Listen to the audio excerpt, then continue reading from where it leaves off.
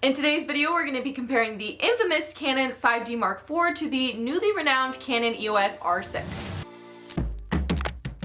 Hello, my name is Leah. If you're new here, I am a portrait photographer here in Ohio, and today I wanted to basically do a comparison video of the 5D Mark IV to the R6 because that's what I was upgrading to, and I was a bit skeptical on whether this was the right upgrade for me, and I just wanted to put another video out there for anyone who was trying to decide. So basically what I wanted to do in this video first is go over the tech specs of each of the cameras and really compare kind of their main differences between the two. I got the Canon 5D Mark IV in August of 2020. This camera came out in September of 2016, so it's been a couple of years since it first came out. However, it was a good base camera for me as I was needing to upgrade from a Rebel camera pretty much. This was basically my first professional camera, and it is great. The EOS R6 came out in July of 2020, and I recently just bought this camera, so I got it in May of 2022. I'm going to basically go over all of the different tech specs between the two that you can see the differences and really where they are compared to each other on the board. But let's talk about photo resolution. The Canon 5D Mark IV comes in at 30.4 megapixels while the R6 is lower at 20 megapixels. This is something I talked about in my first impressions video when I first got my R6 because I really just didn't know if 20 megapixels was going to be enough. It's not something where it's a major issue to where I felt like I had to get the R5 over the R6. I think the 20 megapixels is just fine.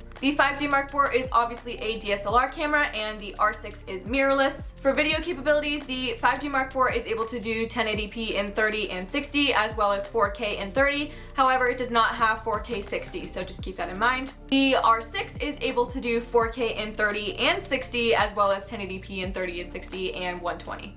It does not have 4K 120, so just keep that in mind if you're someone who's in the video production. You may want to look into the R5. As for the price, the Canon R6 is around the $2,500 range right now. I got mine new for $24.99, so it's basically $25.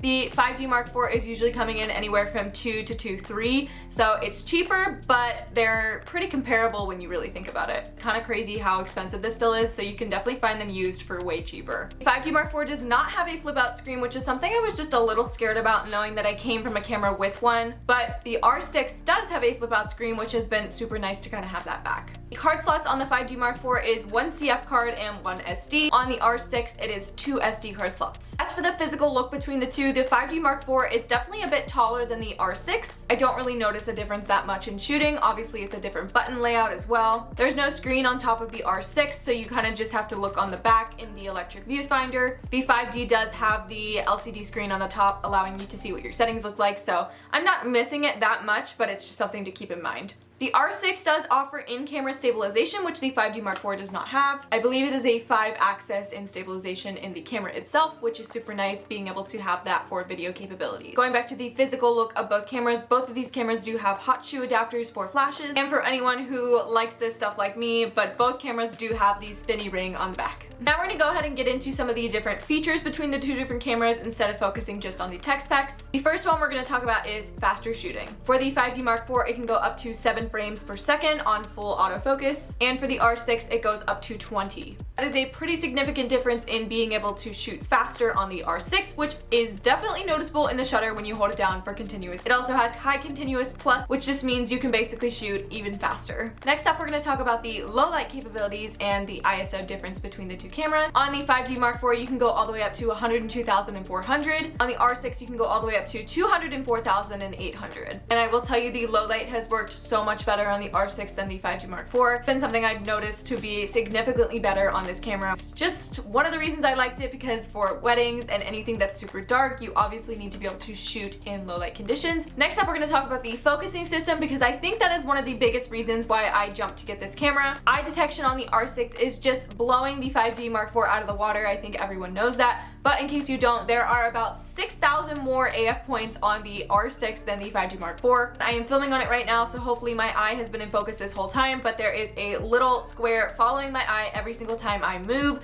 which has just made filming so much easier for me and taking photos a lot easier as well. 5D Mark IV has an amazing focusing system. It's not bad by any means, but the R6 is just like top notch that it's not even comparable to this camera. So now that we've talked about kind of the comparisons of the tech specs and each camera's individually, I just kind of wanted to give my overall opinion if you're someone who's wanting to look at upgrading to the R6 from a 5D Mark IV. That was a lot of words in in one sentence. Basically what I would say to you is to just think about why you're wanting to upgrade. A lot of people in this industry see the new biggest and greatest things and just feel like they have to jump the gun and be like everyone else and upgrade their equipment. I definitely feel like that at some points, but for this one, I actually had a reason to buy it. For me, that reason was to be able to have 2 cameras for shooting at weddings. I feel like that's more of a safe way to ensure that you are just being a professional and having a backup camera in case something may happen to your priority. Because of how different the photos would be from my 5D to a Rebel Canon camera, I just felt like I really wanted to make sure I had something that worked together and just made me feel confident in my shooting at weddings. I feel like you really have to look at it of how long you've had your 5D, if it's serving you well, if it's still working fine. I feel like you have to take all of those things into account. If you have a fine working 5D Mark IV and you're like on a budget and you just want to buy that new camera because you want it,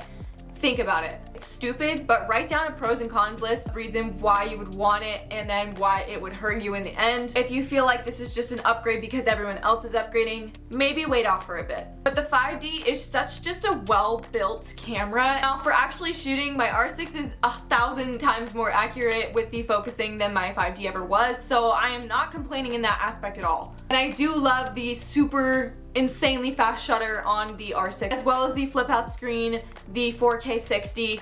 I mean, there's so many pros to this camera. It's just figuring out what is good for you in the now. Again, I got this camera because I really wanted to be able to dual shoot at weddings and make sure that I had 2 professional cameras so that I was delivering clients galleries that I was confident and felt good about. Alright guys, that is my quick comparison of the 5D Mark IV to the R6. I hope you guys enjoyed this video. If you did, make sure to leave a like down below. If you have any other video suggestions, make sure to comment those as well, or just let me know your thoughts on if you're wanting to upgrade to an R6 or if you already did. As I mentioned in my previous video, I am going to Florida in the next week and a half, so I am very excited for Florida content and posting all of that. If you want to make sure you don't miss out on Florida content in the real time, you can go ahead and follow me at Leah G Davies on Instagram.